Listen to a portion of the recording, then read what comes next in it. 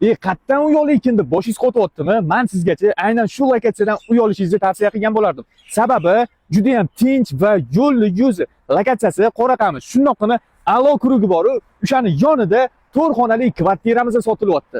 Uyimizning ichiga kirishimiz shunaqa kengina yo'lakdan boshlanadi. Devorlariga dekorlar qilib qo'yilgan. Xonadonimiz yangi remontda. Qarang. Birinchi xonasi bolalar uchun yotoqxona qilib bersangiz bo'ladi va bu tomonda yana bitta xonasi joylashgan. Remontlari sveji, yaqinda remontdan chiqazib qo'yilgan ekan. Aboylar qilingan, sifatli aboylar, tanlangan ranglarga o'zingizlar bitta baho berib qo'yasizlar. Va bu tomonimizda bo'lsa, bizda katta mehmonxonamiz joylashgan. Uyimizning maydoni 88 kvadrat, umumiy hisobda xonadonimizda 4 ta xona bordi. Yuvinishxona hamda hojatxonalari alohida qilingan. Yo'lak bo'ylab bu tomonda davom etib kelamiz. Oshxonamiz va o'zini 2 ga 6 balkonlari, tapchanlari qilib qo'yilgan. Xo'p, xonadonimizda yangi remontdan chiqarilgan, faqat pol qismida ish qolgan ekan. Eng qiziq tomonini aytaymi?